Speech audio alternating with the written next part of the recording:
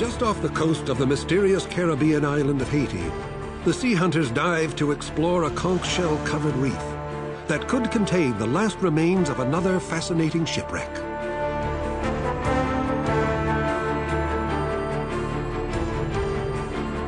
Join the sea hunters as they use sophisticated search equipment to find the last remains of a world-famous ghost ship, the Mary Celeste.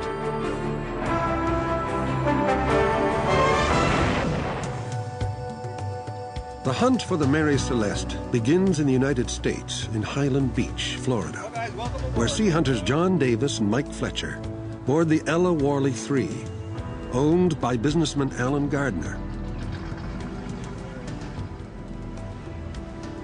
Leaving this wealth and luxury behind, they set a course to one of the poorest places on Earth, the nation of Haiti.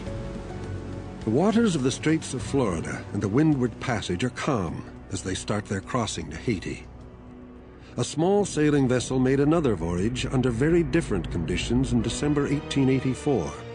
But unlike the Ella Warley, she was sailing to her death.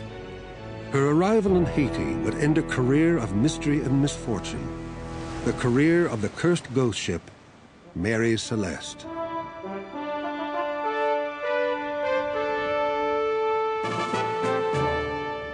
This tale of ill omen and tragedy began with hope and celebration on Spencer's Island, Nova Scotia, on Canada's Atlantic coast. There, in May of 1861, a small crowd witnessed the launch of the shipyard's very first vessel, the trim little tall ship, Amazon. Bad luck plagued her from the beginning. On her maiden voyage, her master fell fatally ill. Her next captain ran the brig into a fishing weir off the coast of Maine and had to lay her up for repairs. Back at sea, she collided with another vessel in the English Channel and sent it to the bottom. She toiled in obscurity for the next 5 years, sailing between the British Isles, the West Indies, and the Mediterranean. Then in 1867, a grounding on Cape Breton Island, Nova Scotia, left her severely damaged. She was salvaged and eventually put on the auction block and sold as a wreck. She passed from owner to owner. Then in 1872, she underwent a complete refit. A second deck was added and her tonnage increased by almost 84 tons. To all intents and purposes, she was a brand new vessel. Now flying the Stars and Stripes and christened with a new name, Mary Celeste was about to sail into nautical history, about to become infamous for her mysterious fate. Sapphire waters and golden sunshine greet the team as they approach Haiti, escorted by a brace of friendly dolphins. Just off the coast, Alan gives the signal to drop anchor. Okay.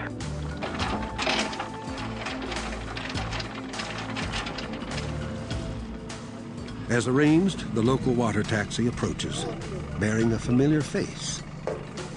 Sea hunter Clive Custler has been preparing the way with the Haitian authorities. Also joining this expedition is Jean-Claude Diekmer, who knows the area and the language.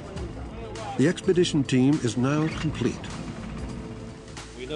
The team plots their course for the 200-mile or 321-kilometer cruise to the reef of Rochela, where the Mary Celeste is reported to have gone down. We'll put divers in and around the rocks, and then while they're in, we'll run the boat around the circumference using the magnetometer and see what we can pick up. Because the wreck may not be intact, they know that the deployment of magnetometer and side-scan sonar will be crucial to locating her remains. But it's a historic wreck, very historic. I mean, this is the legendary ghost ship of all time. You know, the one they found floating off the Azores in 1872, and no one on board. The captain, his wife, little daughter, the crew, all gone. The boat gone.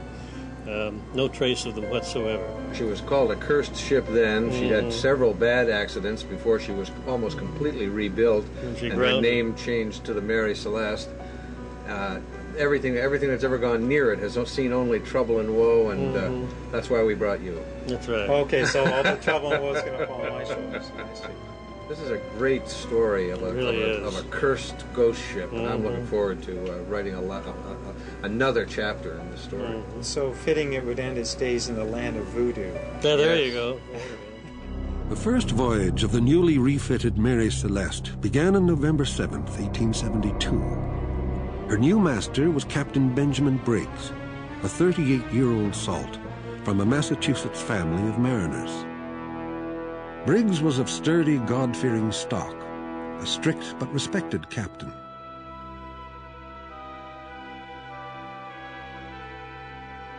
His wife, Sarah, and their youngest, 2-year-old Sophia, were to accompany him on the voyage.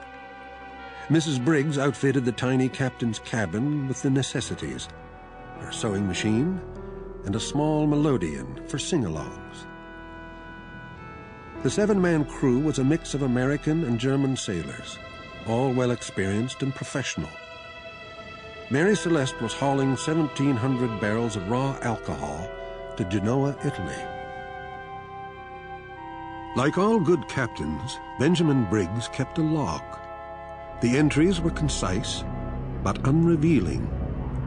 For something happened after the morning of November 25th, when the last reported entry was logged. 9 days later, the vessel would be found drifting 378 miles or 608 kilometers east of Santa Maria Island, with not a soul on board.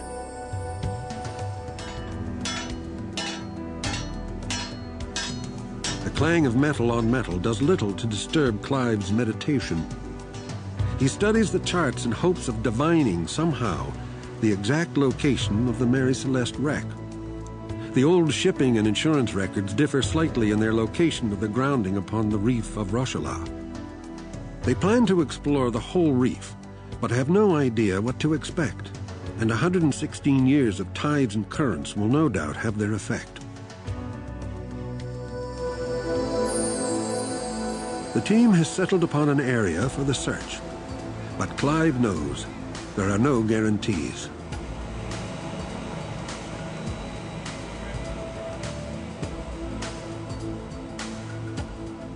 According to the instruments, the target is in sight, or at least it should be. But with all hands at the lookout, there is no sign of a reef awash in the calm sea.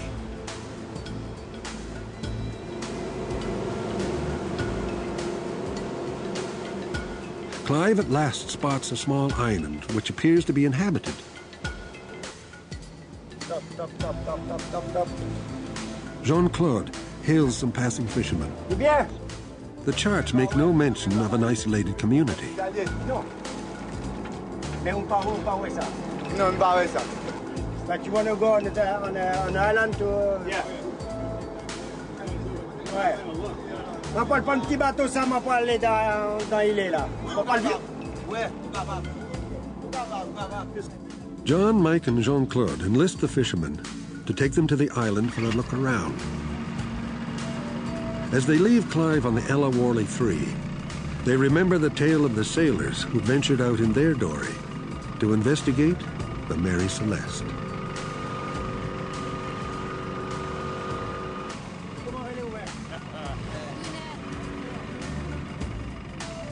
On the afternoon of December 4th, the brigantine Dei Gratia was sailing the Atlantic north of the Azores, bound for Gibraltar.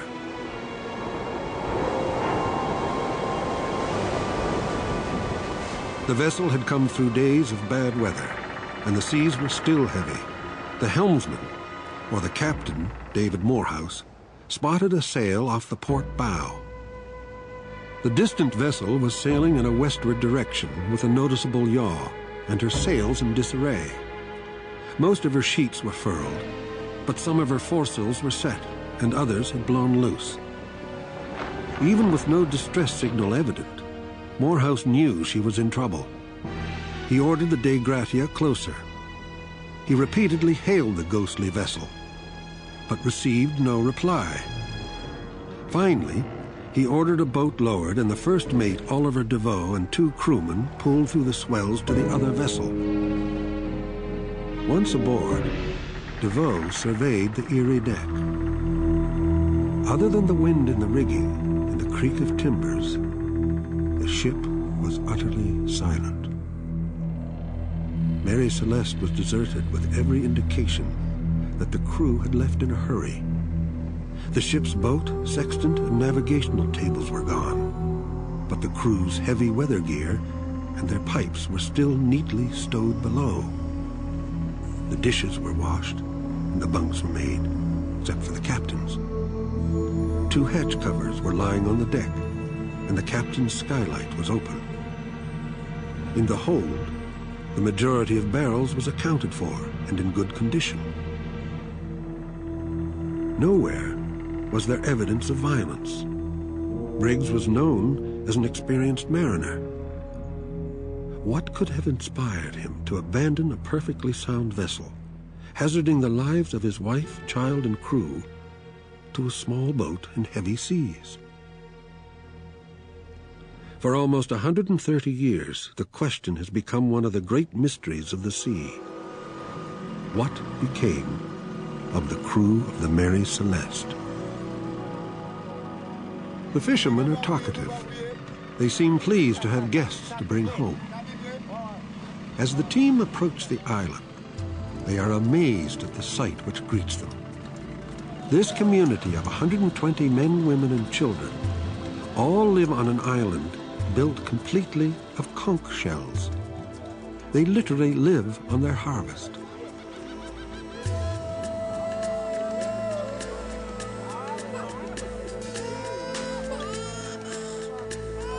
The odd-looking strangers are not a welcome sight for everyone.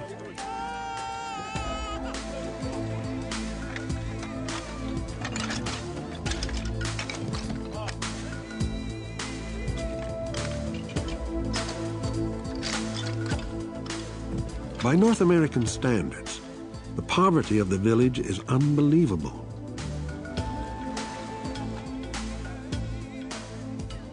This tiny community lives entirely by the sea. People who live here were originally from the southern tip of Haiti. The idea to build the reef up using conch shells originated from 3 brothers from whom the islanders are descended. And it gives the island its unofficial name, Trois Frères, or 3 brothers. They farm the conchs, which are so plentiful in the shallows surrounding the island.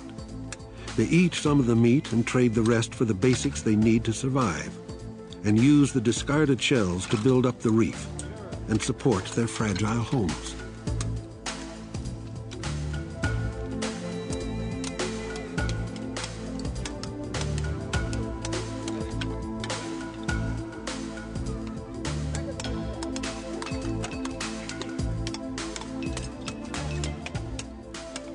They handle their tools with confidence, born from practice.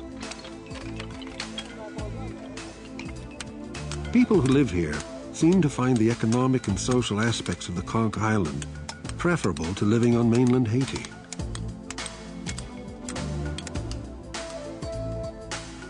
The heaps of shells give the place a moonscape quality. Nothing green grows here, and yet, here these people live and work in a close-knit community.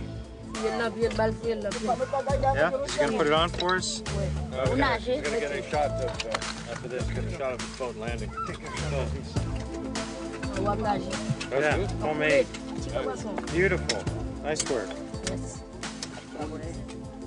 The leader of the village answers Jean-Claude's questions about the Mary Celeste. He provides the team with some idea of the underwater geography of the conch shell island. But as for a wreck, he and his people know of no such thing. His people know every inch of the local seabed, so this news is disappointing.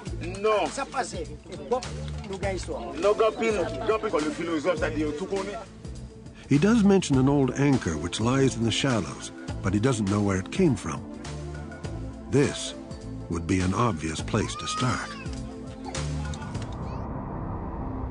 One can only wonder what was going through the mind of Oliver Duveau as he and his men rowed back to the Dei Gratia. Considering Mary Celeste's state, it was decided to sail Mary Celeste to Gibraltar. Morehouse was reluctant to split up his crew, but the thought of leaving Mary Celeste to her doom and the surety of a handsome salvage award may well have changed his mind. DeVoe and 2 men returned to the derelict and started putting her to rights.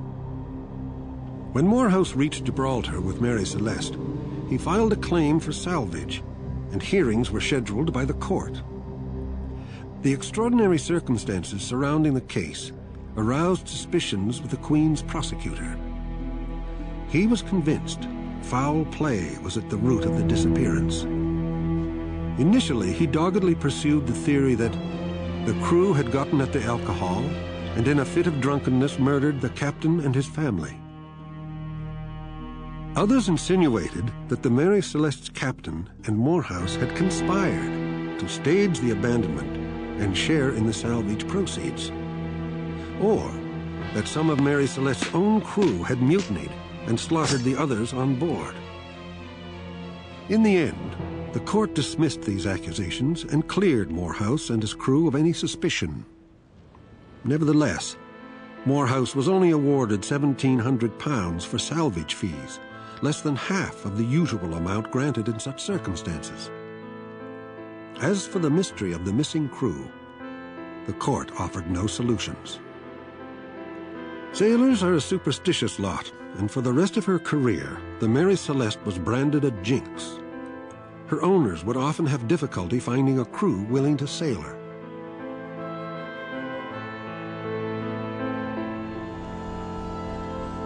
Equipped with a portable magnetometer, Mike sets out to find the source.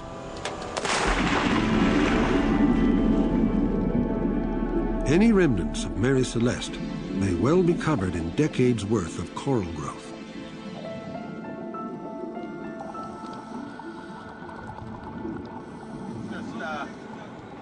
Alan reports their findings to James Delgado. Totally different. And we've talked to there's a lot of natives out here fishing and stuff, and we've been talking to them, and everybody said there is nothing here. There's no low areas. There's one low area, but that's it, and there's a village on it. So, we're still looking though.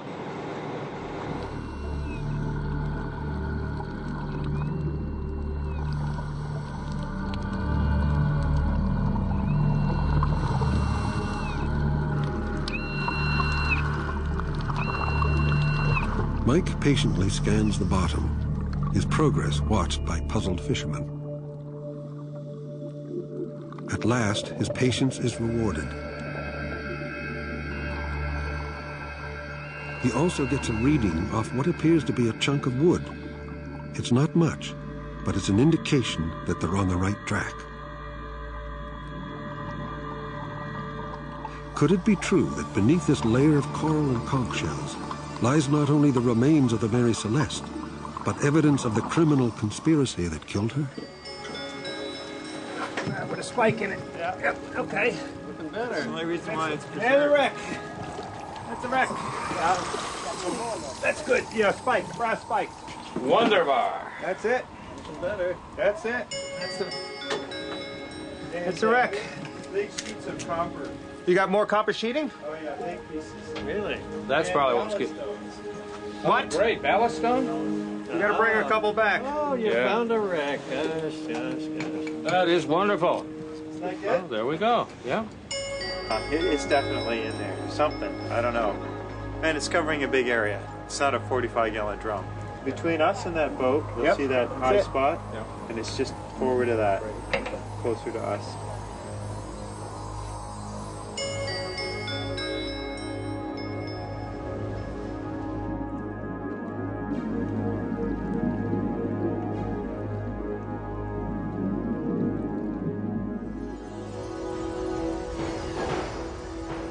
The American consortium loaded the Mary Celeste with her last cargo in Boston.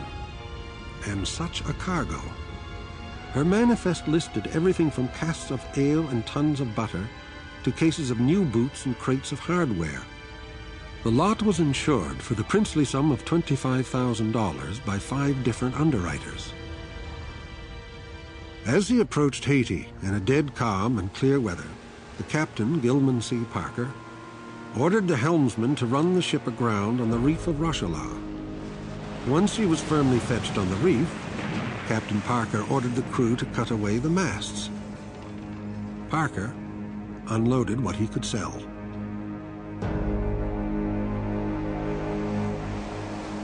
It was insurance fraud, pure and simple.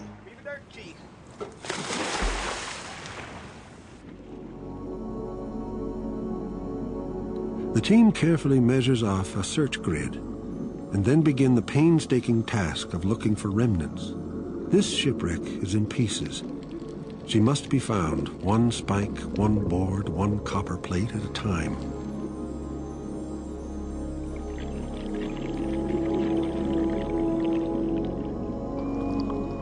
Beneath the decades of coral and conch, the team sifts out tiny shards of the wreck.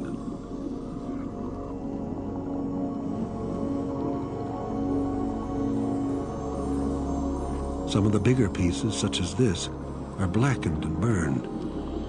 Could it be evidence of Parker's treachery? As they work the grid, the team begin to recognize a pattern in the coral. This looks like an anchor. The relics are so widely strewn that each spike, each smooth ballast stone recovered, is cause for celebration. The coral is cut exactly where the wreck went in. Really? Oh, it's like you would describe normally. You broke the coral.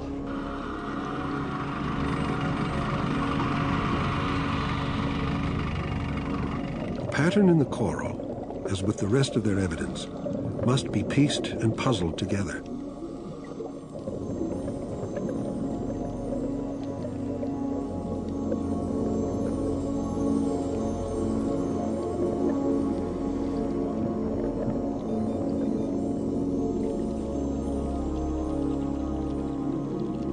The divers continue to sift through the silt and coral below for signs of the Mary Celeste.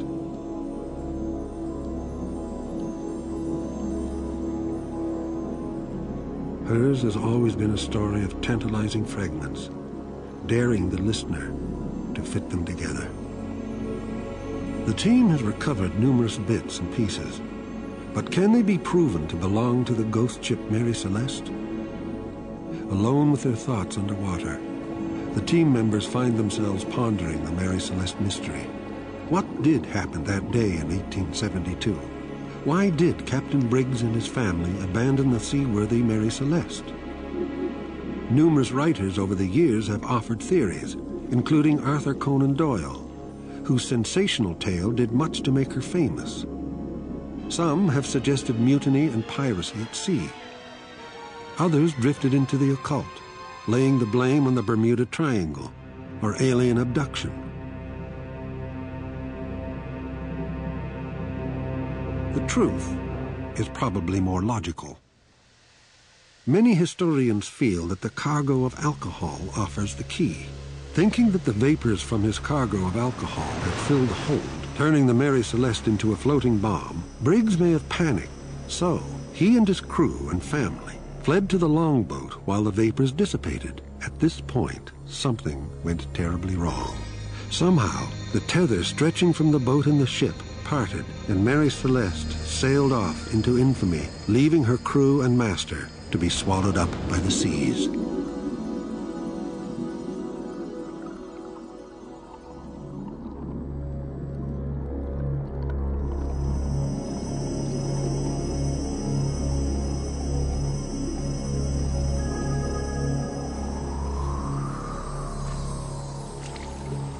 Got some really prime pieces of wood. The nail, see? Yep. Copper sheeting nail. Yep. Got 2 or 3 pieces with nails in it.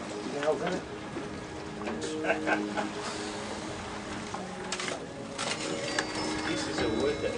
Jean-Claude! Just like Santa. I thought they were all Scots. So we got his compass. So there was an iron spike, yes. Yeah. More The wood with the nails gone. Yeah, that's great. Great. This is great stuff. They know in their hearts that this could very well be the legendary Ghost Ship. But now, they must prove it. I was trying to get Jean-Claude to leave the big... Parker's destruction of the Mary Celeste was premeditated, and the insurance investigators soon discovered that the cargo manifest was a sham. Bottles of ale were filled with water. Crates of silverware contained cheap dog collars. A warrant was issued, and Parker was arrested. He and the shippers were charged with conspiracy, and Parker also with barratry, a crime punishable by death under U.S. law. But the proceedings produced little satisfaction and less justice. While the shippers admitted their guilt and made good on their debts, a hung jury declined to convict Parker, and he was released. Within 3 months, he was dead. 3 months later, his first mate died as well. All the conspiring firms went bankrupt. It was as if the curse of Mary Celeste endured, even as her timbers were rotting off the coast of Haiti, a land where voodoo was practiced.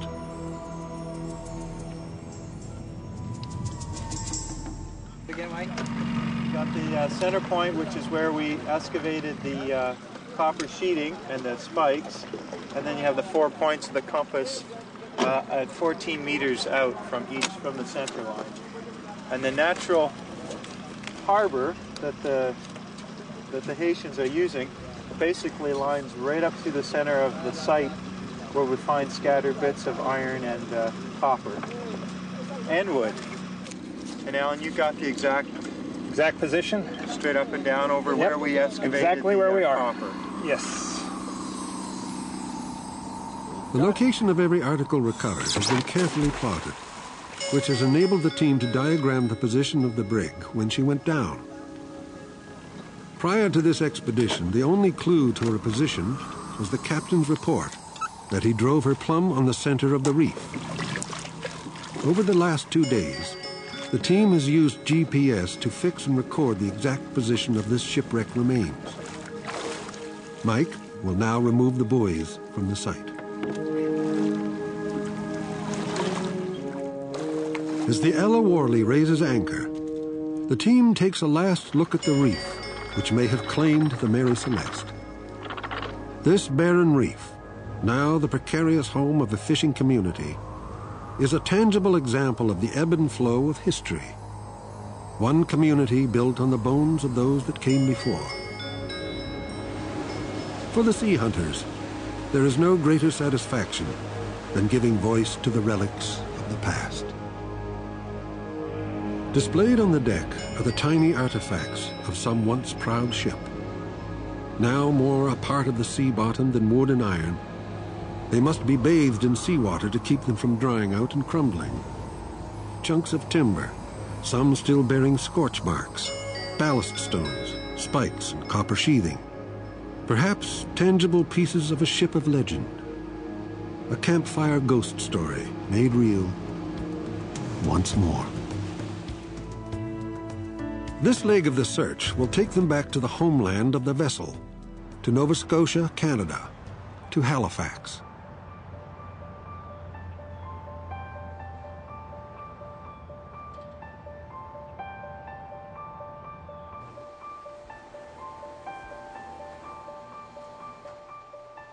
John and Mike meet with scientist Alan Ruffman. Here, they will cut samples of the ballast stones and try to secure a wood sample that can later be date tested in a lab by James Delgado. Oh, you got some weight to that. Come on in. Oh, this is quite a dense rock, heavy. But that's a good thing, right? Yep. And I think what we're going to try to do is to figure out whether this is a rock that came from Nova Scotia. So with that sample number, we're going to follow it right through the process. I suggest that we're going to cut a thin section off 3 different corners and have a look at actually the mineralogy, the actual texture of the rock, perhaps the age, perhaps the geochemistry, but can we in fact match this rock to the kinds of rocks that we know come from Nova Scotia and are found in the Minas Basin close to the area where the Mary Celeste was built. Let's figure out what's inside these rocks.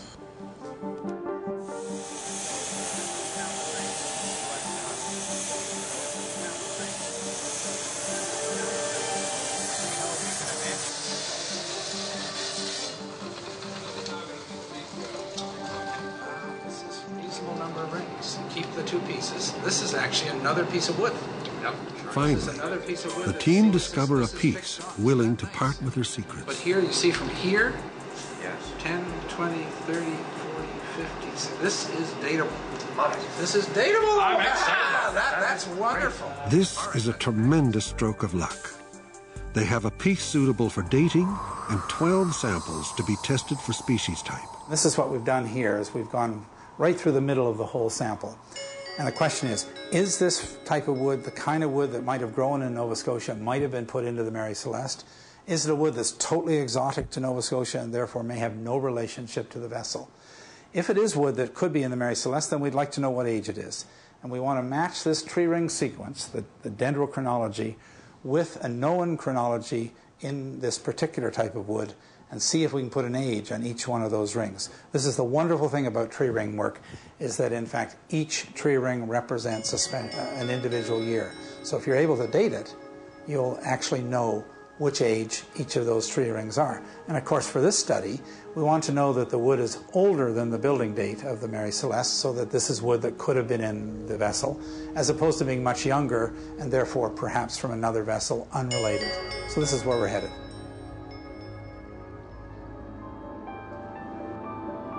In the lab, sea hunter James Delgado assembles and distills the data derived from the Haiti samples. Having the wood samples and an initial analysis from scientist David Etheridge, he compares them with known samples from the Bay of Fundy region from the 19th century. Their rigorous testing leads James Delgado to one conclusion. The samples retrieved from Haiti are without a doubt pieces from the lost brigantine Mary Celeste. I'd like to thank everybody, all the ladies and gentlemen from the media, to come out in the hot weather and be here today. The Mary Celeste, as we know, is one of the great all-time ghost stories.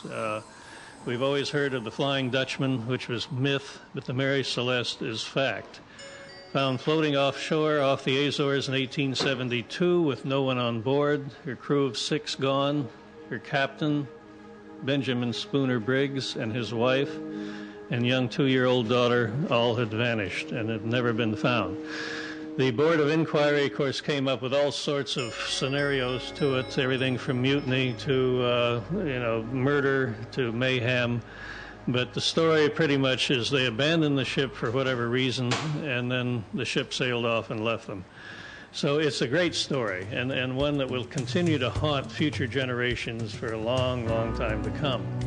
It seems ironic that the tale of Mary Celeste ends in the cold, factual realm of a laboratory. For 130 years, the very mention of her name conjured the irrational.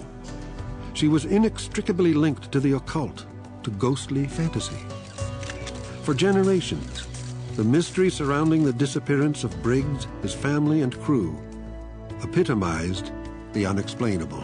Perhaps it's significant that in her final death on that reef in Haiti, she ultimately allowed for the establishment of a colony of people that the film crew did meet and who filmed, and those people living there on that reef still fish and work those waters, and their boats use the channel that Mary Celeste cut through the reef, and that channel allows them to go out and fish. So in the end, perhaps the curse has been lifted, and Mary Celeste now offers a chance for life for those people in that faraway Haitian community.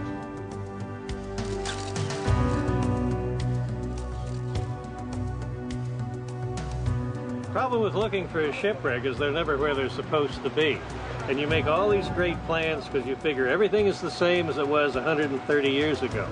And the problem is when you get there, it's not like the old charts, it's not like what you imagine, nothing is what you expect. And that's why this was so unexpected. I mean, it was just nothing in our wildest imaginations would figure this barren reef would all of a sudden look like this with people living there in their shacks, farming conch shells.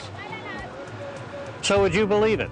One of the most famous ghost ships in history, the one that's come through as a legend, abandoned, nobody on board, the Mary Celeste, now lies under 1 million conch shells beneath a shanty town. The tangible relics of a wrecked ship prove to us she existed. But the riddle of that ill-fated voyage in 1872 will haunt us forever. The mystery of the Mary Celeste will live on.